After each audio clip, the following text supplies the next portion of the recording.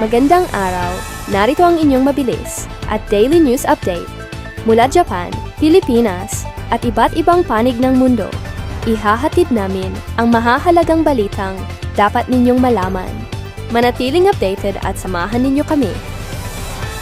Ang Ebola ay isang seryosong sakit na dulot ng Ebola virus at maaring kumalat sa direktang contact sa body fluids ng taong may infection o kontaminadong gamit. Bagamat delikado ito, patuloy ang mabilis na pagtugon ng health workers at experts upang mapigilan ang pagkalat nito at maprotektahan ng publiko.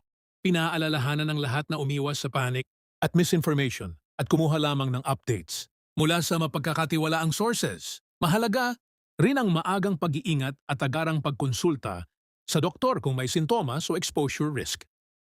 Mas pinapahalagahan ngayon ng Japan ang language ability, compliance, at responsibilidad para sa mga foreign residents na nais manatili ng pangmatagalan sa bansa. Ayon sa mga ulat, maaring higpitan ang permanent residency rules lalo na para sa mga hindi marunong ng Japanese language. Isa sa mga nakikitang praktikal na batayan ay ang JLPTN2 level, habang inaasahan ding mas ihigpitan ang pagpapatupad laban sa intentional tax non-payment. Para sa marami, malinaw ang mensahe na malaking tulong ang pag-aaral ng Nihongo at maayos na pagsunod sa batas. Japan mas paigtingin ang integration rules para sa foreign residents. Sa patuloy na pagbabago ng Japan, mas binibigyang diin ngayon ang kahalagahan ng pag-aaral ng Japanese language at pagsunod sa lokal na patakaran para sa mga dayuhang naninirahan sa bansa. Ayon sa mga ulat, may mga bagong hakbang na inihahanda para sa 2028 upang mas mapalakas ang integrasyon at pakikibagay sa komunidad. Kasama umano rito ang masusing pagsusuri sa ilang residency at visa-related matters lalo na kapag may paglabag sa mga alituntunin. Para sa marami ito ay paalala na mahalaga ang pag-unawa, respeto at responsableng pakikibagay sa pamumuhay sa Japan.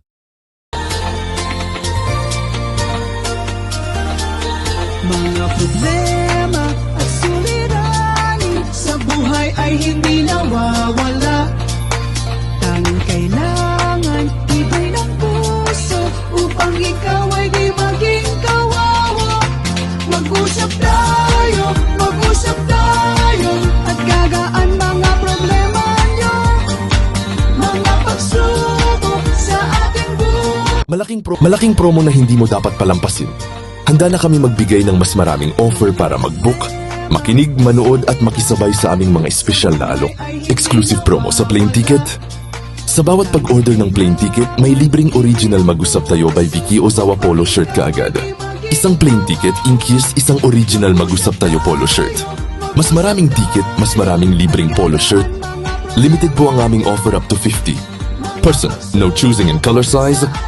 Translation service Japanese-English Tagalog, dagdag tipid sa bawat transaction. Totoong tipid. Walang komplikadong proseso.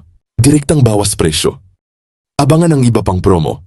Marami pang sorpresa at updates na pwede mong makita at marinig sa aming mga platform. Balak mo bang pumunta sa Amerika? Andito po kami para ibigay ang aming makakayang serbisyo sa amin pong kaalaman. Message lang po. Makinig at manood sa Spotify at Apple Podcast. Laging updated sa mga bagong promo at balita. Message na po ngayon. Limitado lamang ang promo kaya huwag nang maghintay. I-check ang aming page, mag-message na po at mag-order ngayon. Kami po ng Team Mag-usap Tayo by Vicky Ozawa. Maraming salamat po. Message na po ngayon. Ang promo na ito ay para sa mga gustong maglakbay, makatipid at makatanggap ng espesyal na regalo. Samantalahin na po, message lang po sa FB page Mag-usap Tayo by Vicky Ozawa.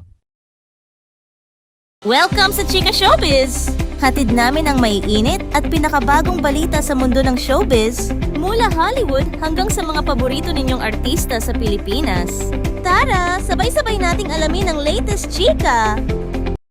Inanunsyo ng Live Nation na magtatanghalang BTS sa Philippine Sports Stadium sa Bulacan para sa kanilang arirang concert sa March 13 at 14, 2027. Agad namang naging excited ang maraming ARMY matapos ilabas ang detalye ng ticket process at ticket selling schedules. Kabilang sa presyo ng tickets, ang VIP soundcheck na nagkakahalaga ng 25,000 pesos habang magsisimula ang pre-sale para sa ARMY membership sa July 9. Ang general ticket selling naman ay nakatakda sa July 11 sa ganap na alas 11 ng umaga.